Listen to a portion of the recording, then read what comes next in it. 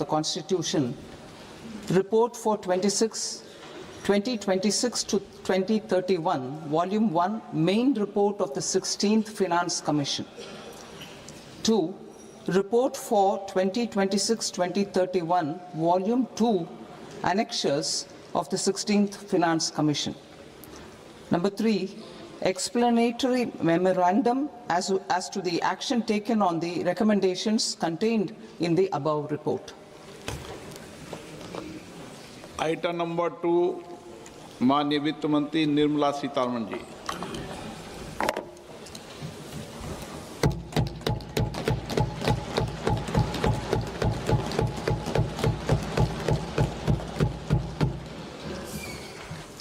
Honorable Speaker, sir, on the sacred occasion of Magh Purnima and the birth anniversary of Guru Ravidas, I present the budget for the year 2026-2027. Since we assumed office 12 years ago, India's economic trajectory has been marked by stability, fiscal discipline, sustained growth, and moderate inflation.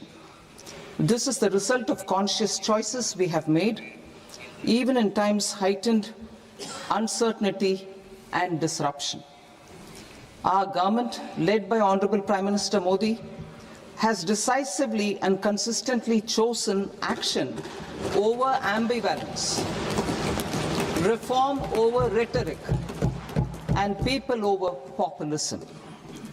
We have pursued far-reaching structural reforms, fiscal prudence and monetary stability, whilst maintaining a strong thrust on public investment. Keeping Atmanirbharta as a lodestar, we have built domestic manufacturing capacity, energy security, and reduced critical import dependencies. Simultaneously, we have ensured that citizens benefit from every action of the government, undertaking reforms to support employment generation, agricultural productivity, household purchasing power, and universal services to people. These measures have delivered a high growth rate of around 7% and helped us make substantial strides in poverty reduction and improvement in the lives of our people. Today, we face an external environment in which trade and multilateralism are imperiled and access to resources and supply chains are disrupted.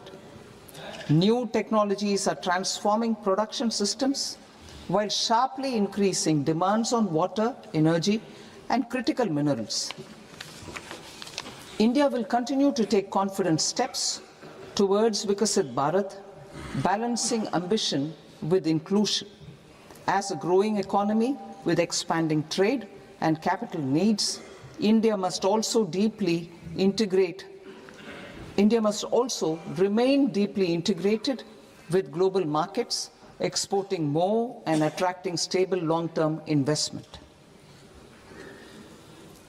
As I begin Part A, I want to express my gratitude to the people for standing firmly with us as we forge our way together towards becoming one of the largest economies of the world.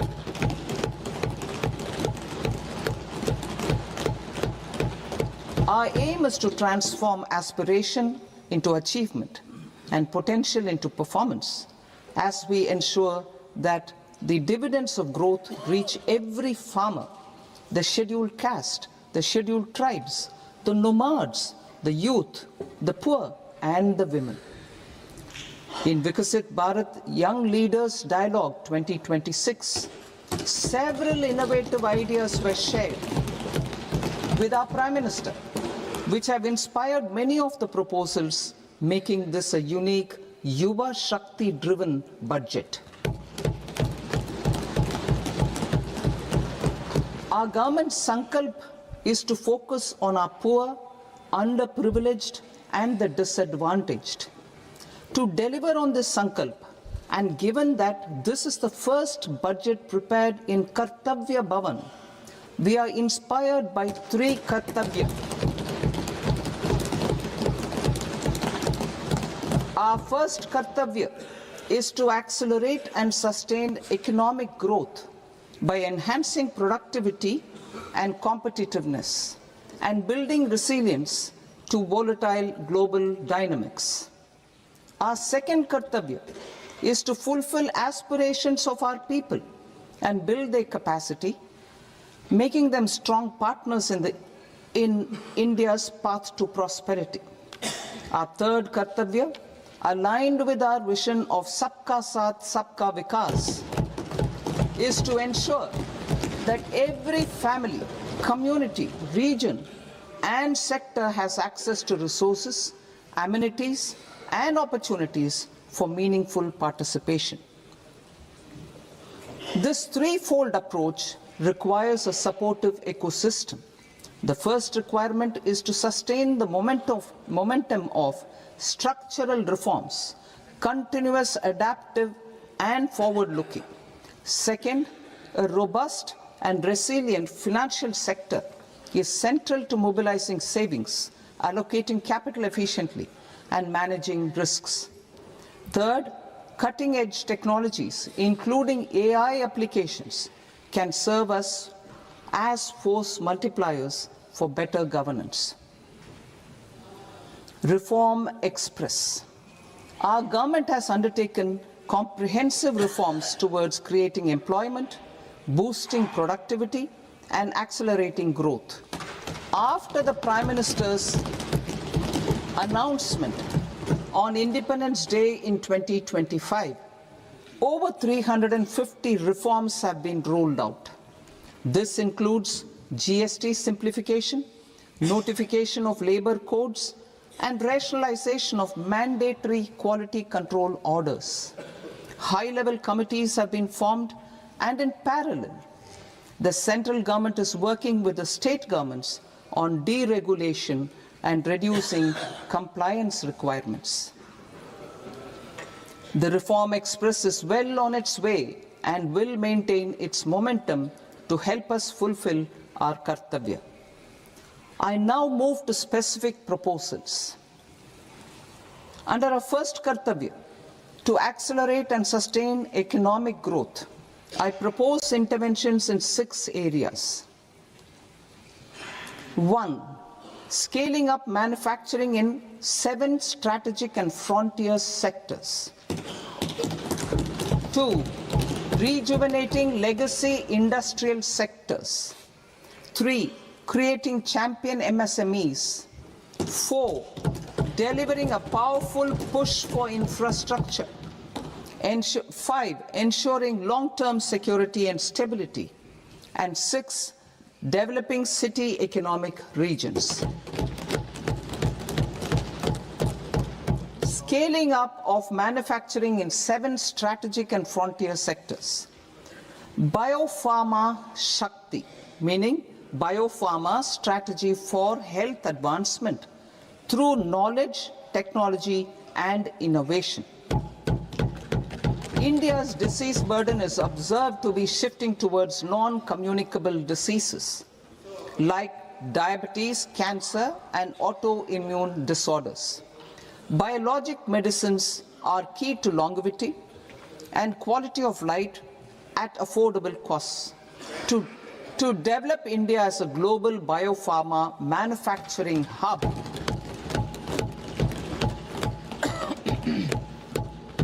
I propose the Biopharma Shakti with an outlay of 10,000 crores over the next 5 years. This will build the ecosystem for domestic production of biologics and biosimilars. The strategy will include a biopharma-focused network with 3 new national institutes of pharmaceutical education and research, popularly known as NIPERs, and upgrading 7 existing ones. It will also create a network of 1,000 accredited India clinical trials sites. We propose to strengthen the Central Drug Standard Control Organization to meet global standards and approve timeframes through approval timeframes through a dedicated scientific review cadre and specialists. India's semiconductor mission 1.0 expanded India's semiconductor sector capabilities. Building on this, we will launch ISM 2.0 to produce equipment and materials, design full-stack Indian IP, and fortify supply chains. We will also focus on industry-led research and training centers to develop technology and skilled workforce. The Electronics Components Manufacturing Scheme, launched in April 2025 with an outlay of 22,919 crores, already has investment commitments at double the targets. We propose to increase the outlay to 40,000 crores to capitalize on this momentum.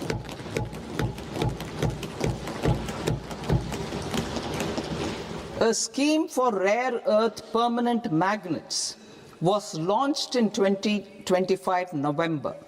We now propose to support the mineral-rich states of Odisha, Kerala, Andhra Pradesh, and Tamil Nadu to establish dedicated rare earth corridors to promote mining, processing, research, and manufacturing. To enhance domestic chemical production and reduce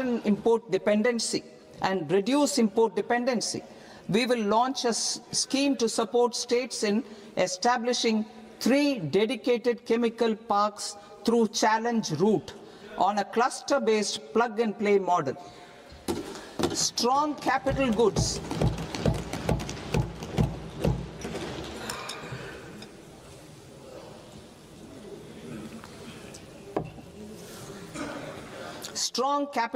capability is a determinant of productivity and quality across different sectors. Towards building this capacity, I propose the following. High-tech tool rooms will be established by central public sector enterprises at 2 locations as digitally enabled automated service bureaus that locally design, test, and manufacture high-precision components at scale and at lower cost. 2. A scheme for enhancement of construction and infrastructure equipments will be introduced to strengthen domestic manufacturing of high-value and technologically advanced CIE. This can range from lifts in a multi-storied apartment or firefighting equipment in multiplexes, large or small, and to tunnel boring equipments for building metros and high-altitude roads. I also propose a scheme for container manufacturing to create a globally competitive container manufacturing ecosystem with a budgetary allocation of 10,000 crores over a 5-year period. For the labor-intensive textile sector, I propose an integrated program with 5 subparts. 1. The National Fiber Scheme for self-reliance in natural fibers, such as silk, wool, and jute, man-made fibers, and new-age fibers. Textile expansion and employment scheme to modernize traditional clusters with capital support for machinery, technology upgradation, and common testing and certification centers. 3. The National Handloom and Handicraft Program to integrate and strengthen existing schemes and ensure targeted support for weavers and artisans. Tex Eco Initiative to promote globally competitive and sustainable textiles and apparels. Samarth 2.0 to modernize the upgrade the textile skilling ecosystem through collaboration with industry and academic institutions. Further, I propose to set up mega textile parks in challenge mode. They can also focus on bringing value addition to technical textiles. I propose to launch the Mahatma Gandhi Gram Swaraj initiative to strengthen khadi, handloom, and handicrafts. This will help in global market linkage and branding, It will streamline and support training, skilling, quality of process, and production. This will benefit our weavers, village industries, one district, one product, ODOP initiative, and also our rural youth. India has the potential to emerge as a global hub for high-quality, affordable sports goods. I propose a dedicated initiative for sports goods that will promote manufacturing, research, and innovation in equipment design as well as material sciences. Rejuvenation of legacy industrial clusters. I propose to introduce a scheme to revive 200 legacy industrial clusters to improve their cost competitiveness and efficiency through infrastructure and technology upgradation. Creating champion SMEs and supporting micro enterprises. Recognizing MSMEs as a vital engine of growth, I propose a three-pronged approach to help them grow as champions. Equity support. I propose to introduce a dedicated 10,000 crores SME growth fund to create future champions, incentivizing enterprises based on select criteria. I also propose to top up the Self-Reliant India Fund set up in 2021 with 2,000 crores to continue support to micro enterprises and maintain their access to risk capital. Liquidity support. With TREDS, more than 7 lakh crore has been made available to MSMEs. To leverage its full potential, I propose 4 measures. 1. Mandate TREDS as the transaction settlement platform for all purchases from MSMEs by CPSEs, serving as a benchmark for other corporates. 2. Introduce a credit guarantee support mechanism through CGT-MSE for invoice discounting on TREDS platform. 3. Link GEM with TREDS for sharing information with financiers about government purchases from MSMEs, encouraging cheaper and quicker financing. 4. Introduce TREDS receivables as asset-backed securities, helping develop a secondary market, enhancing liquidity and settlement of transactions. Professional support. Government will facilitate professional institutions such as the ICAI, ICSI, ICMAI to design short-term modular courses and practical tools to develop a cadre of corporate mitras, especially in Tier 2 and Tier 3 towns. These accredited para-professionals will help MSMEs meet compliance requirements at affordable costs. Infrastructure.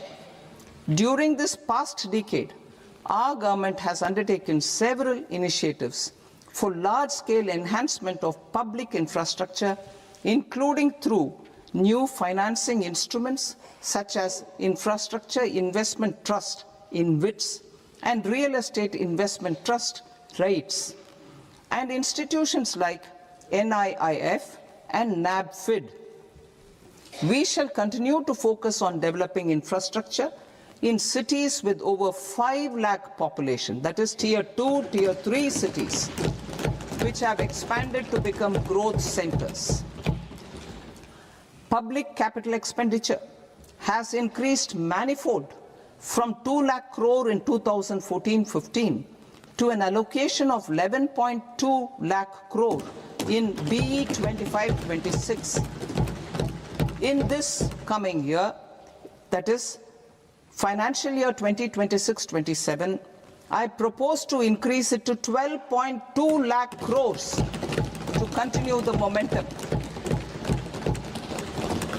To strengthen the confidence of private developers, regarding risks during infrastructure development and construction phase, I propose to set up an infrastructure risk guarantee fund to provide prudentially calibrated partial credit guarantee to lenders.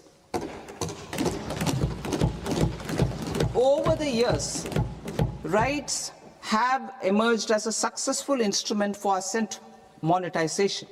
I propose to accelerate recycling of significant real estate assets of the CPSEs through the setting up of dedicated RITES. To promote environmentally sustainable movement of cargo, I propose to 1. Establish new dedicated freight corridors connecting Dankuni in the east to Surat in the west. Operationalize 20 new national waterways over the next 5 years, starting with National Waterways 5 in Orissa to connect mineral-rich areas of Talcher and Angul and industrial centers like Kalinga Nagar to the ports of Paradip and Dhamra. Training institutes will be set up as regional centers of excellence for development of required manpower for these waterways. This will benefit youth in the entire stretch of the waterways to train and acquire skills. Further, a ship repair ecosystem catering to inland waterways will also be set up at Varanasi and Patna. And C, launch a coastal cargo promotion scheme for incentivizing a modal shift from rail to road to increase the share of inland waterways and coastal shipping from 6% to 12% by 2047. To enhance last mile and remote connectivity and promote tourism, I propose to give incentives to indigenize manufacturing of seaplanes. A seaplane VGF scheme will be also introduced to provide support for operations. Carbon capture, utilization and storage. Aligning with the roadmap launched in December 2025, the carbon capture, utilization and storage technologies at scale will achieve higher readiness and in end-use application across 5 industrial sectors, including power, steel, cement, refineries, and chemicals. An outlay of 20,000 crore is proposed over the next 5 years for this purpose. City economic regions. Cities are India's engines of growth, innovation, and opportunities. We shall now focus on Tier 2, Tier 3 cities, and even temple towns, which need modern infrastructure and basic amenities. This budget aims to further amplify the potential of cities to deliver the economic power of agglomerations by mapping city economic regions based on their specific growth drivers. An allocation of 5,000 crore per CER over 5 years is proposed for implementing their plans through a challenge mode with a reform-cum-result-based financing mechanism. In order to promote environmentally sustainable passenger systems, we will develop 7 high-speed rail corridors between cities as growth connectors, namely Mumbai to Pune, Pune to Hyderabad, Hyderabad to Bengaluru, Hyderabad to Chennai, Chennai to Bengaluru, Delhi to Varanasi, Varanasi to Siliguri.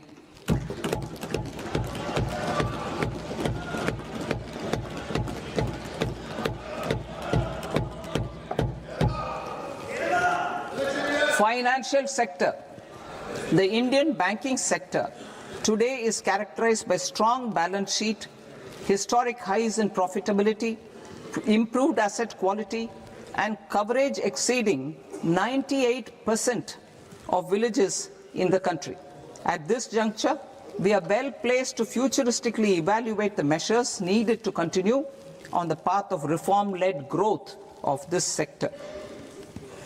I propose setting up a high-level committee on banking for Vikasit Bharat. High-level committee on banking for Vikasit Bharat to comprehensively review the sector and align it with India's next phase of growth, while safeguarding financial stability, inclusion, and consumer protection. The vision for NBFCs for Vikasit Bharat has been outlined with clear targets for credit disbursement and technology adoption in order to achieve scale and improve efficiency in the public sector NBFCs. As a first step, it is proposed to restructure the Power Finance Corporation and Rural Electrification Corporation. I propose a comprehensive review of the foreign exchange management non-debt instruments rules to create a more contemporary, user-friendly framework for foreign investments consistent with India's evolving economic priorities. Corporate bond market. I propose to introduce a market-making framework with suitable access to funds and derivatives on corporate bond indices. I also propose to introduce total return swaps on corporate bonds. Municipal bonds. To encourage the issuance of municipal bonds of higher value by larger cities, I propose an incentive of 100 crore rupees for a single bond issuance. 100 crore rupees for a single bond issuance of more than 1,000 crore. The current scheme under Amrit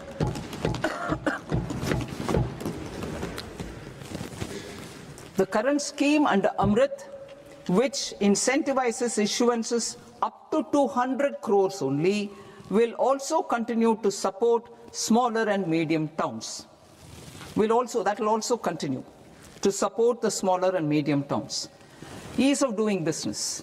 Individual persons resident outside India, PROI, will be permitted to invest in equity instruments of listed Indian companies through the portfolio investment scheme.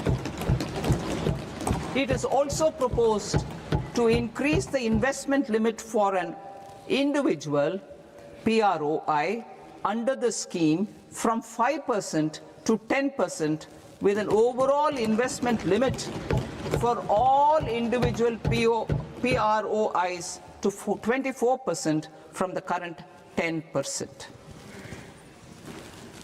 Emerging technologies including AI. 21st century is technology-driven.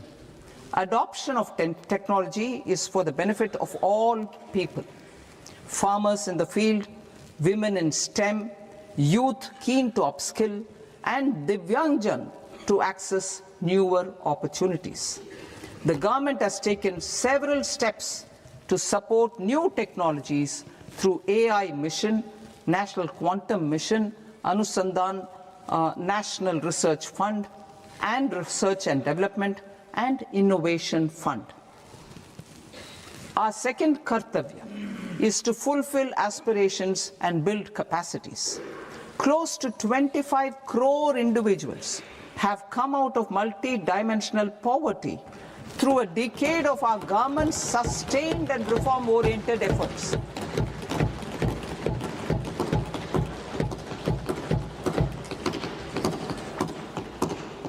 Our government has therefore decided to place a renewed emphasis on the service sector to provide a pathway to fulfilling aspirations of a youthful India with the following measures.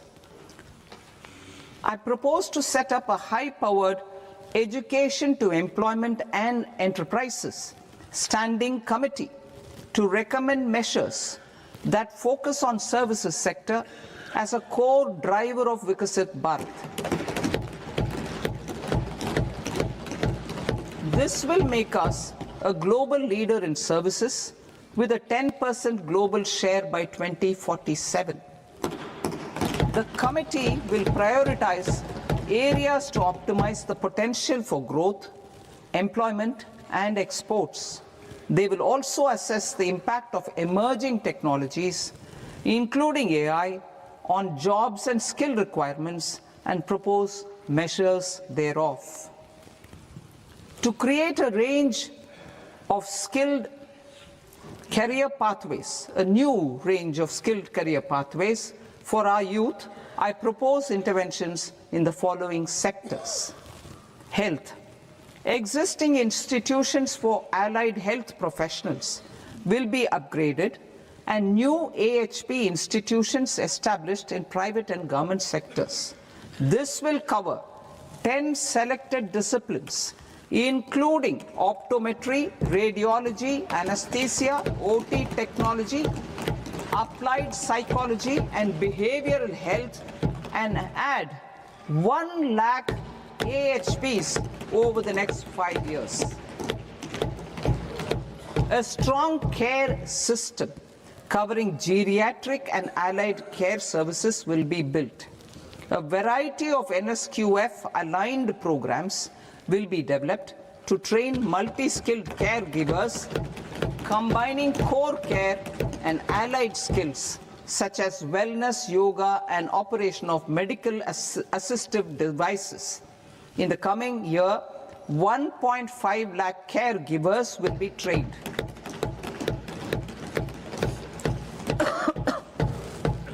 Hubs for medical value tourism. To promote India as a hub for medical tourism services, I propose to launch a scheme to support states in establishing 5 regional medical hubs in partnership with the private sector. These hubs will serve as integrated healthcare complexes that combine medical, educational, and research facilities. They will have Ayush centers, medical value tourism facilitation centers, and infrastructure for diagnostics, post-care, and rehabilitation. These hubs will provide diverse opportunities, job opportunities for health professionals, including doctors and AHPs. Ancient Indian yoga, already respected in several parts of the world, was given a mass global recognition when Honorable Prime Minister took it to the UN. Post-COVID, Ayurveda gained a similar global acceptance and recognition. Exporting quality Ayurveda products helps farmers who grow the herbs and youth who process the products. To meet growing global demand, a few more steps are being taken. I propose to 1. Set up 3 new All India Institutes of Ayurveda. 2. Upgrade Ayush pharmacies and drug testing labs for higher standards of certification ecosystem and make available more skilled personnel. 3. Upgrade the WHO Global Traditional Medicine Center in Jamnagar to bolster evidence-based research, training, and awareness for traditional medicine. Animal husbandry. Livestock contributes to close to 16% of farm income, including of poor and marginal households. To scale up availability of veterinary professionals by more than 20,000, I propose to roll out a loan-linked capital subsidy support scheme for establishment of veterinary and para-veterinary colleges, veterinary hospitals, diagnostic laboratories, and breeding facilities in private sector. Collaboration between Indian and foreign institutions will also be facilitated. Orange economy. India's animation, visual effects, gaming and comics sector, AVGC sector, is a growing industry projected to require 2 million professionals by 2030. I propose support I propose to support the Indian Institute of Creative Technologies, Mumbai, in setting up ABGC Content Creator Labs in 15,000 secondary schools all over the country and 500 colleges. The Indian design industry is expanding rapidly, and yet there is a shortage of Indian designers. I propose to establish, through Challenge Route, a new National Institute of Design to boost design education and development in the eastern region of India. Education. Our government will support states through Challenge Route in creating 5 university townships in the vicinity of major industrial and logistics corridors. These planned academic zones will host multiple universities, colleges, and research institutions, skill centers, and residential complexes. In higher education, STEM institutions, prolonged hours of study and laboratory work pose some challenges for girl students. Through VGF, Viability Gap Funding, and capital support, one girls' hostel will be established in every district.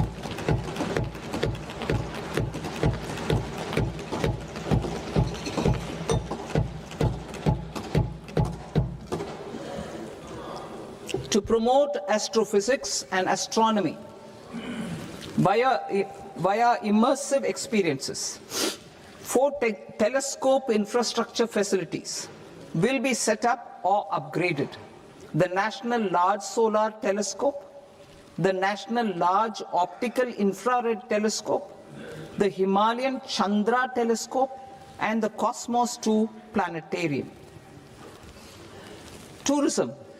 The tourism sector has the potential to play a large role in the employment generation, forex earnings, and expanding the local economy. I propose to set up a National Institute of Hospitality by upgrading the existing National Council for Hotel Management and Catering Technology. It will function as a bridge between academia, industry, and government. I also propose a pilot scheme for upskilling 10,000 guides in 20 iconic tourist sites through a standardized, high-quality, 12-week training course in hybrid mode in collaboration with the Indian Institute of Management. A national destination digital knowledge grid will be established to digitally document all places of significance, cultural, spiritual, and heritage. This initiative will create a new ecosystem of jobs for local researchers, historians, content creators, and technology partners. India has the potential and opportunity to offer world-class trekking and hiking experience. We will develop ecologically sustainable mountain trails in Himachal Pradesh, Uttarakhand, and Jammu Kashmir. Also in Araku Valley in the Eastern Ghats and Podigai Malai in the Western Ghats. Turtle trails along key nesting sites in the coastal areas of Odisha, Karnataka, and Kerala. And 3 bird watching trails along the Pulikat Lake in Andhra Pradesh, Tamil Nadu. It's on the border. Under the visionary leadership of Honorable Prime Minister, we established the International Big Cat Alliance in 2024. This year, India is hosting the first ever Global Big Cat Summit, where heads of governments and ministers from 95 range countries will deliberate on collective strategies for conservation. Heritage and culture tourism. I propose to develop 15 archaeological sites, including Lothal, Dolavira, Rakhi Gadi, Adichanallur, Saranath, Hastinapur, and Leh Palace into vibrant experiential cultural destinations. Excavated landscapes will be open to the public through curated walkways. Immersive storytelling skills and technologies will be introduced to help conservation labs, interpretation centers, and guides. The sports sector provides multiple means of employment, skilling, and job opportunities. Taking forward the systematic nurturing of sports talent which is set in motion through the Khelo India program earlier, I propose to launch a Khelo India mission to transform the sports sector over the next decade. The mission will facilitate an integrated talent development pathway supported by training centers which are foundational, intermediate, and elite levels. B, systematic development of coaches and support staff. C, integration of sports science and technology. D, competitions and leagues to promote sports culture and provide platforms. And E, development of sports infrastructure for training and competition. Our third Kartavya aligns with our vision of Sabka Saath, Sabka Vikas towards Vikasit Bharat. This requires targeted efforts for 1. Increasing farmer incomes through productivity enhancement and entrepreneurship, with special attention to small and marginal farmers. B. Empowering Divyangjan through access to livelihood opportunities, training, and high-quality assistive devices. C. Empowering the vulnerable to access mental health and trauma care. D. Focus on the Purvodaya states and the Northeast region to accelerate development and employment opportunities. Fisheries. We will undertake initiatives for integrated development of 500 reservoirs and Amrit Sarovars. 2. Strengthen the fisheries value chain in coastal areas and enable market linkages involving startups and women-led groups together with fish farmer producer organizations. Animal husbandry. To provide quality employment opportunities in rural and peri-urban areas, we will support the animal husbandry sector in entrepreneurship development through A. A credit-linked subsidy program. B. Scaling up and modernization of livestock enterprises. C. Enhanced creation of livestock, dairy, and poultry. Enhanced creation of livestock, dairy, and poultry-focused integrated value chains. And D. Encourage creation of livestock farmer-producer organizations. High-value agriculture. To diversify farm outputs, increase productivity, enhance farmers' incomes, and create new employment opportunities, we will support high-value crops such as coconut, sandalwood, cocoa, cashew in the coastal areas, agar trees in northeast, and nuts such as almonds, walnuts, and pine nuts in our hilly regions. These, all of them, will be supported. India is the world's largest producer of coconuts. About 30 million people, including nearly 10 million farmers, depend on coconuts for their livelihood. To further enhance competitiveness in coconut production, I propose a coconut promotion scheme to increase production and enhance productivity through various interventions, including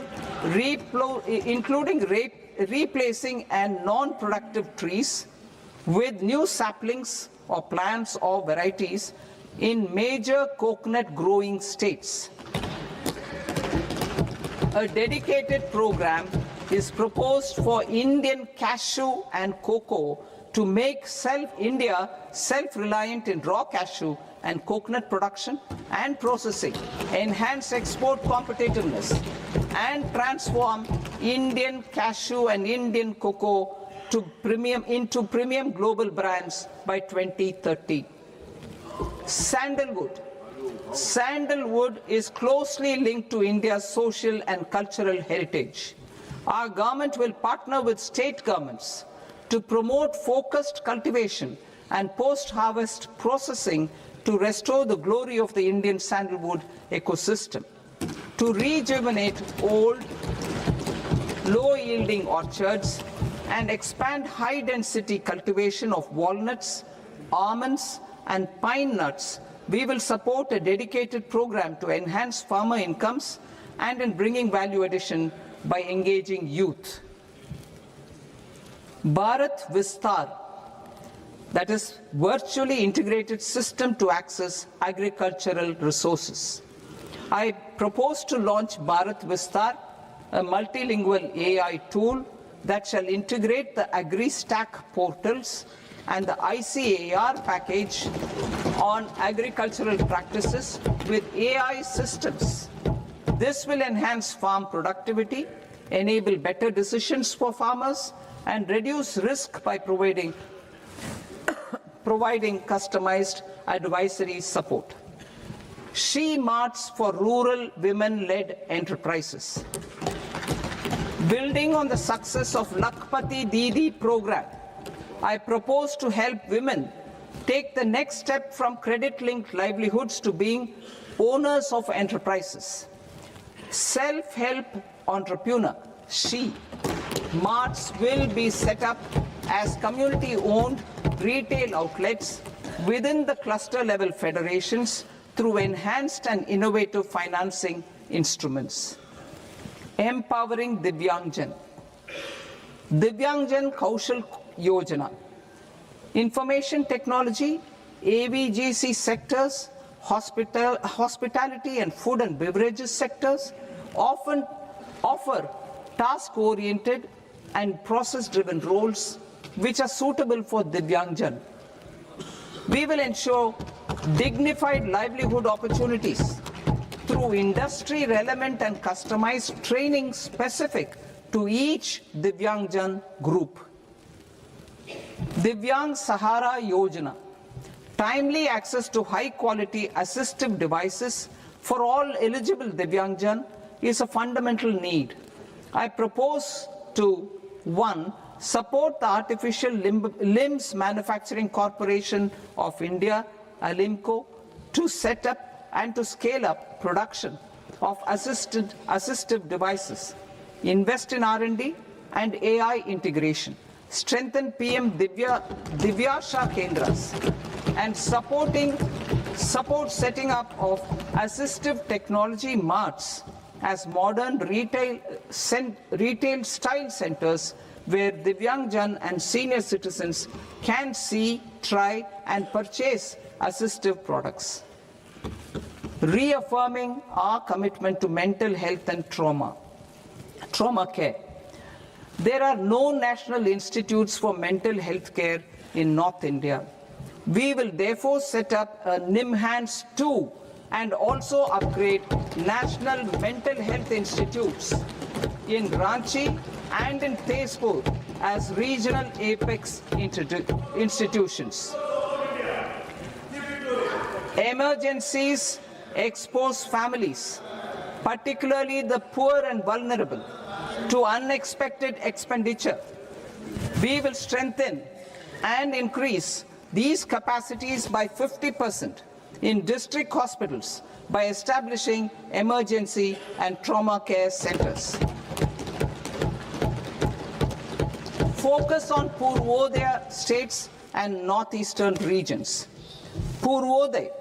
I propose the development of an integrated East Coast industrial corridor with a well-connected node at Durgapur, creation of 5 tourism destinations in 5 Purvodaya states, and the provision of 4,000 e-buses. Buddhist sites in northeastern region. The northeastern region is a civilizational confluence of Theravada and Mahayana or Vajrayana traditions.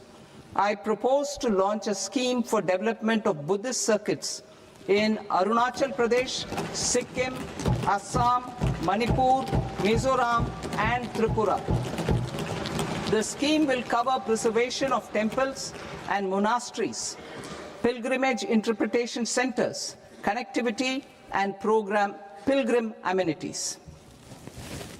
16th Finance Commission. On 17th November 2025, the 16th Finance Commission submitted its report to the President. As mandated under Article 281 of the Constitution, the government is to lay the report along with the explanatory memorandum on the action taken report on the recommendations of the Commission in Parliament, which, Sir, Honourable Speaker, you've allowed me to do at the commencement of this session. The government has accepted the recommendation of the Commission to retain the vertical share of devolution at 41%. As recommended by the Commission, I have provided 1.4 lakh crores of rupees to the states for the year 2026-2027 as Finance Commission grants.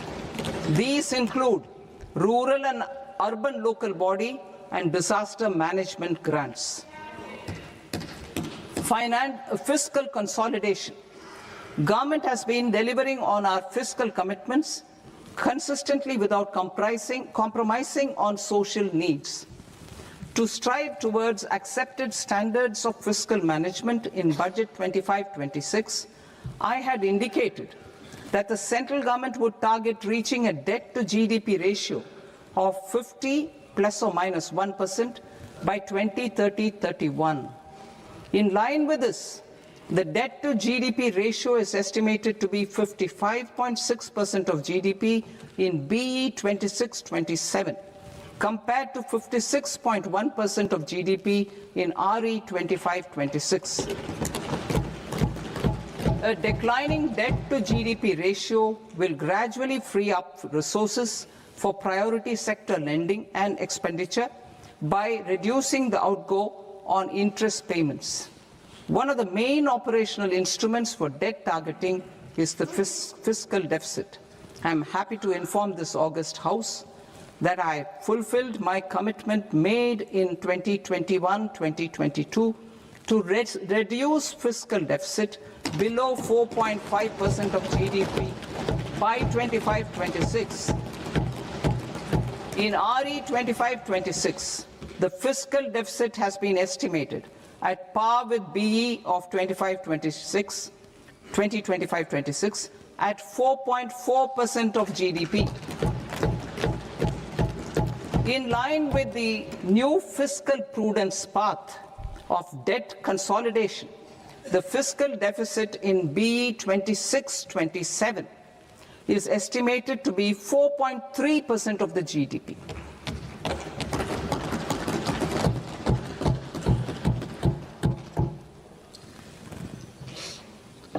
The revised estimates of the non-debt receipts are 34 lakh crore rupees, of which the centre's net tax receipts are 26.7 lakh crore. The revised estimate of the total expenditure is 49.6 lakh crore rupees, of which the capital expenditure is about 11 lakh crores. Budget estimates 2026 to 2027. Coming to 26-27, the non-debt receipts and the total expenditure are estimated as 36.5 lakh crore and 53.5 lakh crore respectively. The centre's net tax receipts are estimated at 28.7 lakh crore rupees. To finance the fiscal deficit, the net market borrowings from dated securities are estimated at 11.7 lakh crore rupees. The balance financing is expected to come from small savings and other sources. The gross market borrowings are estimated at 17.2 lakh crore rupees. I'll now move to Part B. Part B, direct taxes.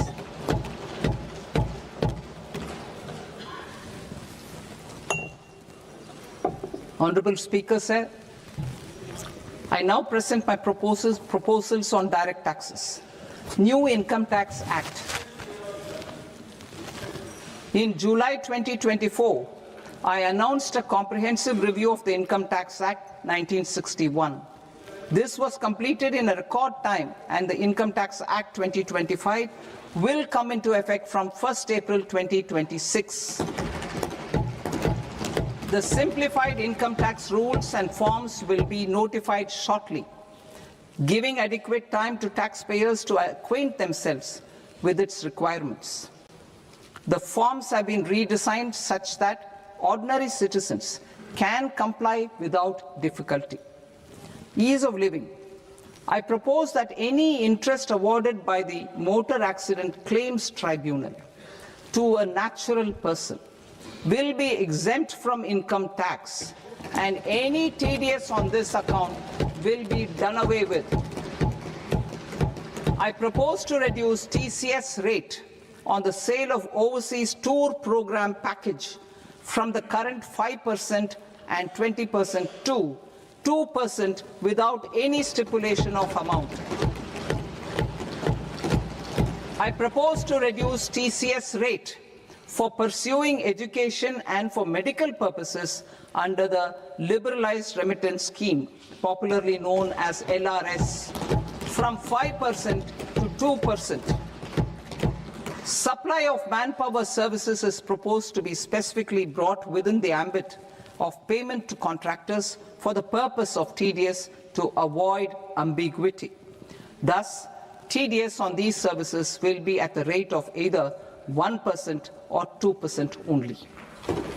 I propose a scheme for small taxpayers, wherein a rule-based automated process will enable obtaining a lower or nil deduction certificate instead of filing an application with the assessing officer. For the ease of taxpayer holding securities in multiple companies, I propose to enable depositories to accept Form 15G or Form 15H from the investor and provide it directly to various relevant companies. I propose to extend time available for revising returns from 31st December to up to 31st March with the payment of a nominal fee. I also propose to stagger the timeline for filing of tax returns. Individuals with ITR 1 and ITR 2 returns will continue to file till 31st July, and non-audit business cases or trusts are proposed to be allowed time till 31st August. TDS on sale of immovable property by a non-resident is proposed to be deducted and deposited through resident buyers and his or her PAN-based challan instead of requiring a TAN, which is a temporary accounting number. To address practical issues of small taxpayers like students, young professionals, tech employees, relocated NRIs, and such others, I propose to introduce a one-time 6-month foreign asset disclosure scheme for these taxpayers to disclose income or assets below a certain size. This scheme would be applicable for two categories of taxpayers, namely, A, who did not disclose their overseas income or assets, and B, who disclosed their overseas income and or paid due tax but could not declare the asset acquired. For category A, the limit of undisclosed income or asset is proposed to be up to 1 crore rupees. They need to pay 30% of fair market value of asset or 30% of undisclosed income as tax and 30% as additional income tax in lieu of penalty, and would thereby get immunity from prosecution. For category B, asset value is proposed to be up to 5 crore rupees. Here, immunity from both penalty and prosecution will be available with a payment of fee of 1 lakh rupees. Rationalizing penalty and prosecution. Multiplicity of proceedings are hindrance to the ease of doing business. I propose to integrate assessment and penalty proceedings by way of a common order for both. There will be no interest liability on the taxpayer on the penalty amount for the period of appeal before the first appellate authority, irrespective of the outcome of appeal process. Further, quantum of prepayment is being reduced from 20% to 10% and will continue to be calculated only on core tax demand. As an additional measure for reducing litigation, I propose to allow taxpayers to update their returns even after reassessment proceedings have been initiated, and an additional 10% tax rate over and above the rate applicable for the relevant year. The assessing officer will then use only this updated return in his proceedings. There is already a framework for immunity from penalty and prosecution in the cases of underreporting. I propose to apply this framework for immunity to misreporting too. However, in such a case, the taxpayer will need to pay 100% of the tax amount as an additional income tax over and above the tax and interest due. Penalties for certain technical defaults, such as failure to get accounts audited, non-furnishing of transfer pricing audit report, and default in furnishing statement for financial transactions are proposed to be converted into fee.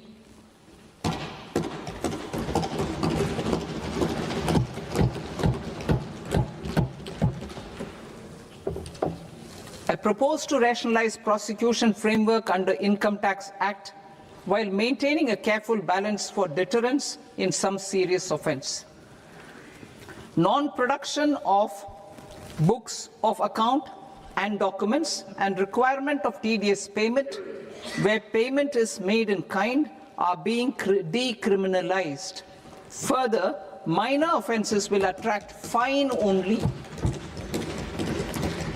The remaining prosecutions will be graded commensurate with the quantum of offence. They will entail only simple imprisonment with maximum imprisonment reduced to 2 years and power to courts to convert even those into fines. There is no penalty. There is no penalty presently for non-disclosure of non-immovable foreign assets with aggregate value less than 20 lakh rupees. I propose to also provide them with immunity from prosecution with retrospective effect from 1/10/2024.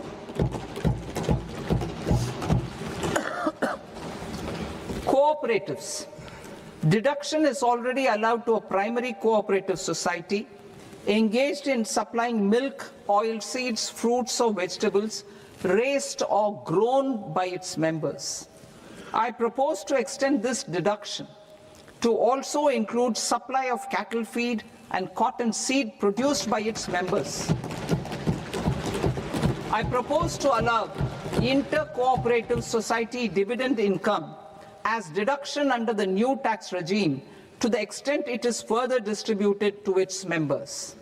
I further propose to allow exemption for a period of 3 years to dividend income received by a notified national cooperative federation on their investments made in companies up to 31/1/2026.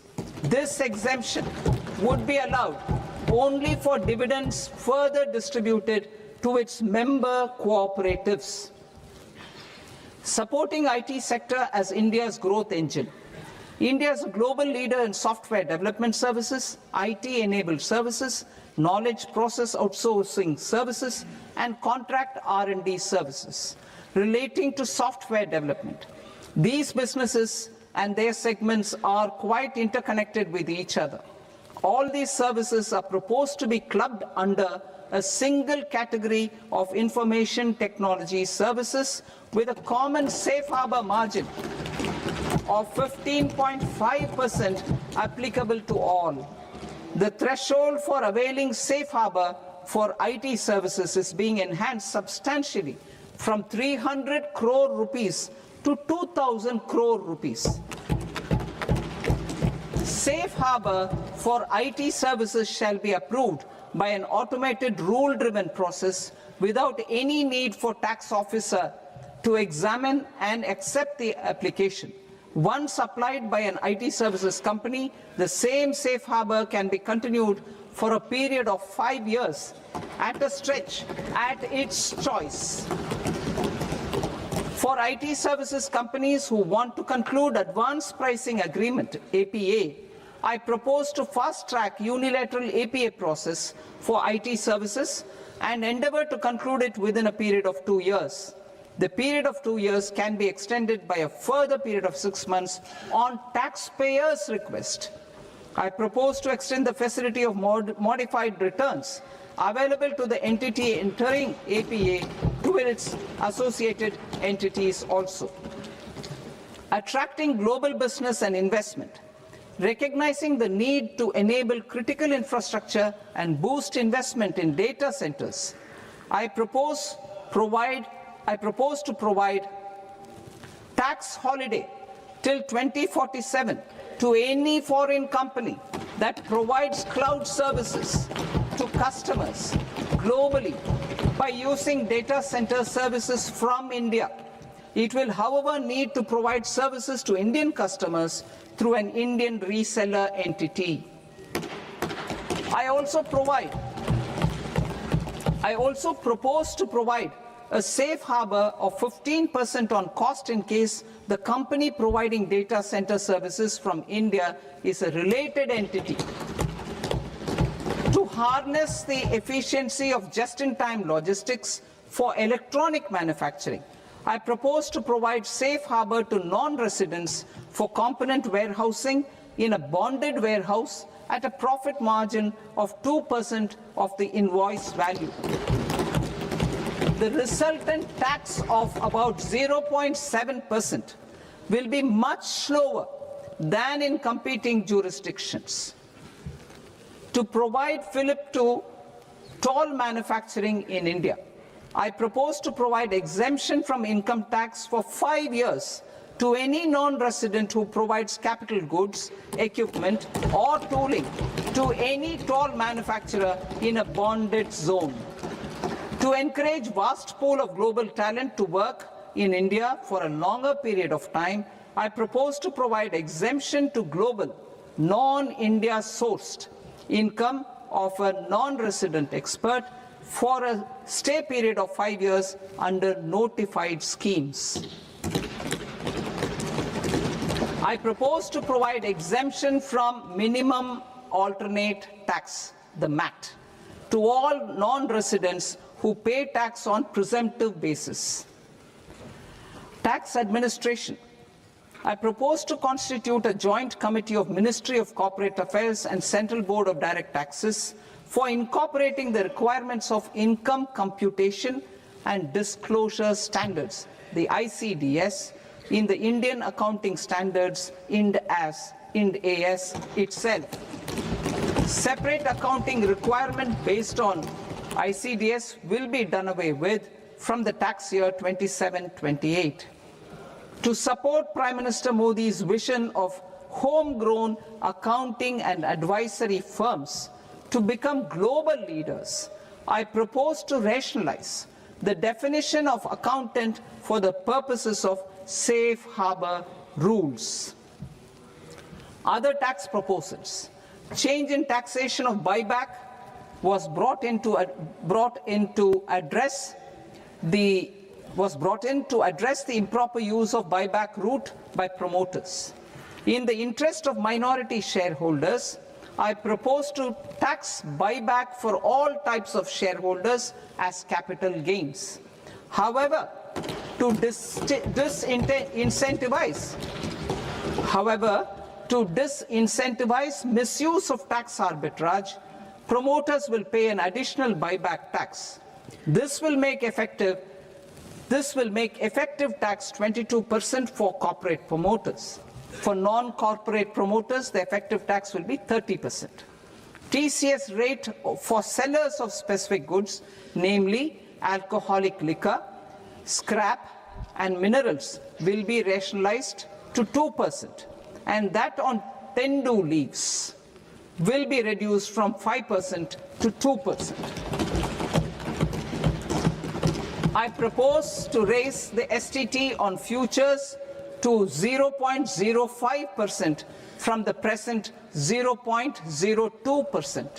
STT on options premium and exercise of options are both proposed to be raised to 0.15% from the present rate of 0.1% and 0.125% respectively. We reformed the taxation landscape for corporates in 2019 by providing them a simplified regime with lower tax rate so that they could productively focus on business rather than on claim of deductions and exemptions. To encourage companies to shift to the new regime, set-off of brought forward MAT credit, minimum alternate tax credit, is proposed to be allowed to companies only in the new regime. Set-off using available MAT credit is proposed to be allowed to an extent of 1/4 of the tax liability in the new regime. MAT is proposed to be made final tax, so there will be no further credit accumulation from 1st April 2026. In line with this change, the rate of final tax is being reduced to 14% from the current MAT rate of 15%. The brought forward MAT credit of taxpayers accumulated till 30th March 2026 will continue to be available to them for set-off as above. Indirect taxes.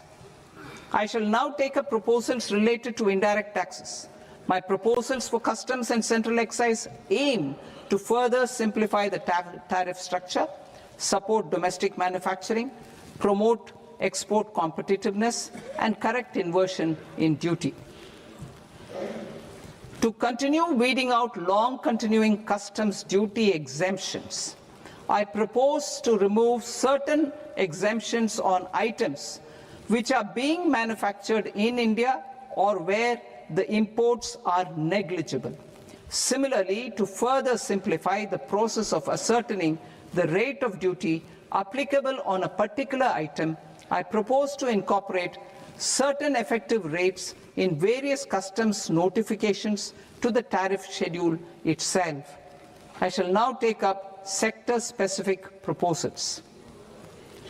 Promotion of exports of marine, leather, and textile products. I propose to increase the limit for duty-free imports of specified inputs used for processing seafoods for export from the current 1% to 3% of FOB value of the previous year's export turnover.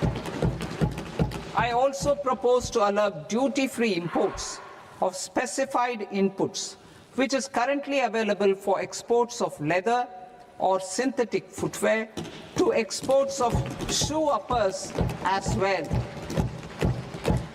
I propose to extend the time period for export of final product from the existing 6 months to 1 year for exporters of leather or textile garments, leather or synthetic footwear, and other leather products. Energy transition and security. I propose to extend the basic customs duty exemption given to capital goods used for manufacturing lithium-ion cells for batteries to those used for manufacturing lithium-ion cells for battery energy storage systems also. I propose to exempt basic customs duty on import of sodium antimonate for use in manufacture of solar glass. Nuclear power.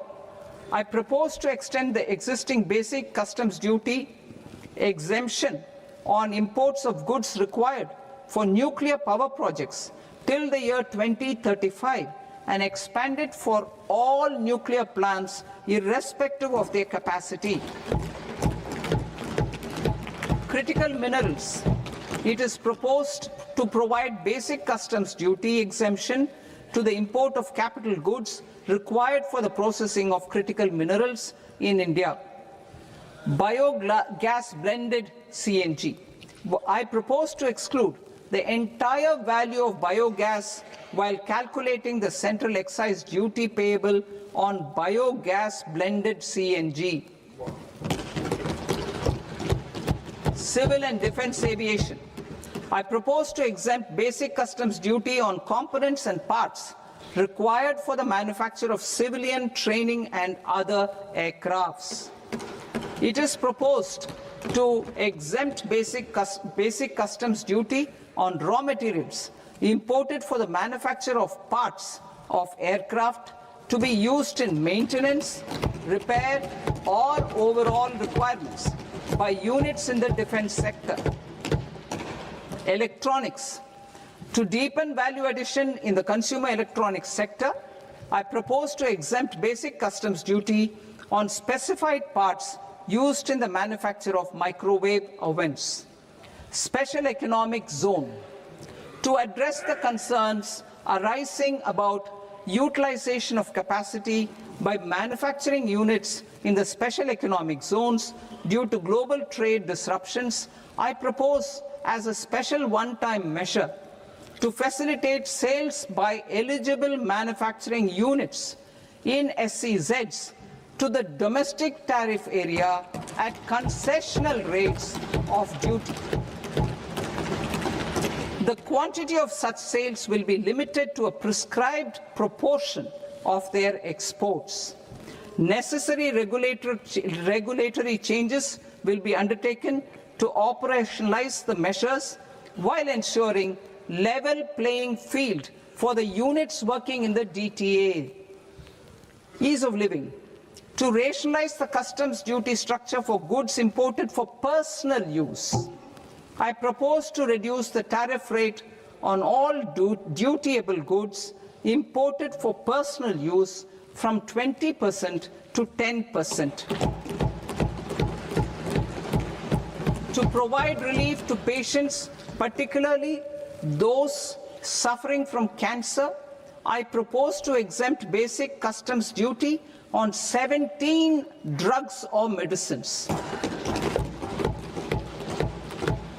I propose also to add 7 more rare diseases for the purposes of exempting import duties on personal imports of drugs, medicines, and food for special medical purposes used in their treatment. Customs process. India's role and share in the global trade is poised for a major leap in line with our ambition and journey towards Vikasit Bharat. In this regard, I propose many measures for custom processes to have minimal intervention for smoother and faster movement of goods and greater certainty to the trade. Trust-based systems. I propose to enhance duty deferral period for Tier 2 and Tier 3 authorized economic operators, known as AEOs, from 15 days to 30 days. I propose to provide eligible manufacturer importers the same duty deferral facility. This should encourage them to get themselves accredited as a full-fledged Tier 3 AEO in due course. To provide greater certainty and for better business planning, I propose to extend validity period of advance ruling binding on customs from the present 3 years to 5 years. In the spirit of the whole of government approach,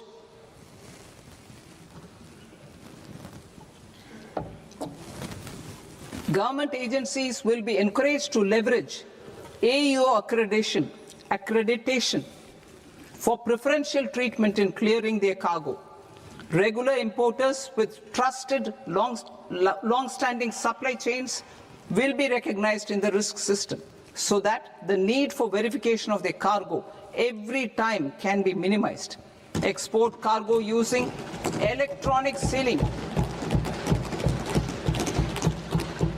Export cargo using electronic sealing will be provided through clearance from the factory premises to the ship. For import of goods not needing any compliance, filing of bill of entry by a trusted importer and arrival of goods will automatically notify customs for completing their clearance formalities. This will enable goods to be released immediately on arrival. The customs warehouse framework will be transformed into a warehouse operator-centric system with a self-declarations, electronic tracking, and risk-based audit. These reforms will move away from the current system of officer-dependent approvals and reduce transaction delays and compliance costs. Ease of doing business. Approvals required for cargo clearance from various government agencies will be seamlessly processed through a single and interconnected digital window by the end of the financial year.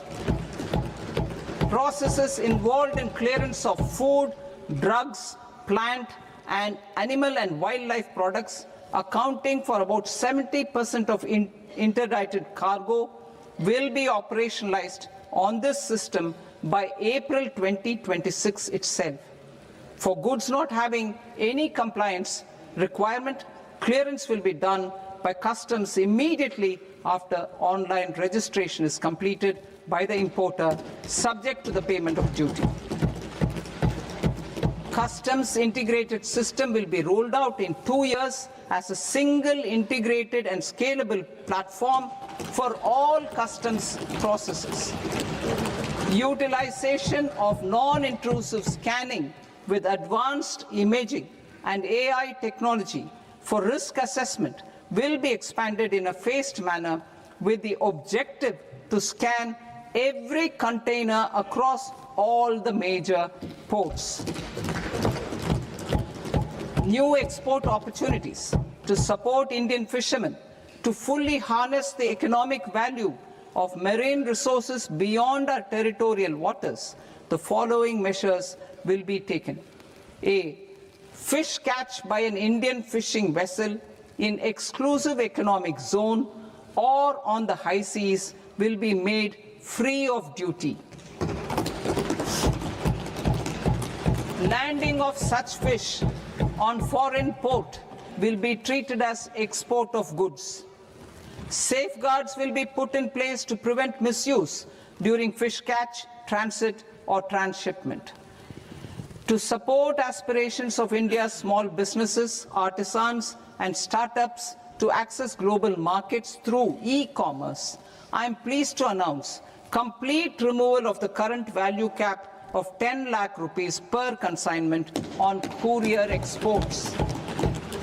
In addition, handling of rejected and returned consignments will be improved with effective use of technology for identifying such consignments.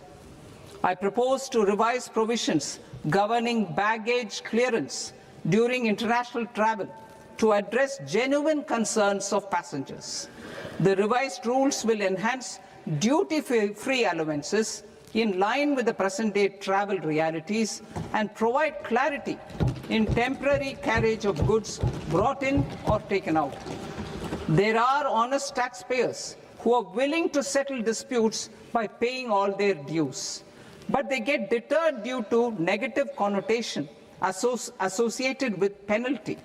They will now be able to close cases by paying an additional amount in lieu of penalty.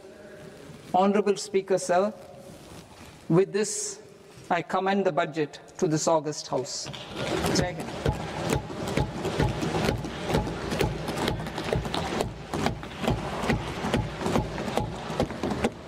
One and a half hours. Item number 3 माननीय वित्त मंत्री जी।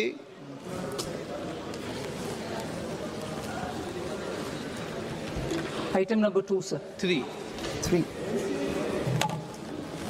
Sir, with your permission, I rise to lay on the table of the following statements under Section 3, 1 of the Fiscal Responsibility and Budget Management Act of 2003, medium-term fiscal policy cum fiscal policy strategy statement, and macroeconomic framework statement. Item number 4 माननीय वित्त मंत्री जी। Sir, with your permission, I move for leave to introduce the Finance Bill 2026. प्रश्न ये कि विधेयक को पुनर्स्थापित करने की अनुमति प्रदान की जाए। जो सदस्य इस पक्ष में हाँ गए, जो सदस्य विरोध में ना गए, मेरे विचार में निर्णय हाँ वालों के पक्ष में, हाँ वालों के पक्ष में अनुमति प्रदान की जाती है। माननीय मंत्री जी, अब विधेयक पुनर्स्थापित करें। Sir, I introduce the bill. माननीय सदस्यगण, आपको सूचित किया जाता है कि माननीय वित्त मंत्री जी के बजट भाषण की कॉपी पब्लिकेशन काउंटर पर ली जाती है। बजट भाषण और बजट से संबंधित दस्तावेज आपके मोबाइल फोन और मेंबर पोर्टल्स पर ही उपलब्ध है। सभा की कार्रवाई कल सोमवार दिनांक 2 फरवरी 2026 को प्राप्त 11 बजे तक के लिए स्थगित की जाती है।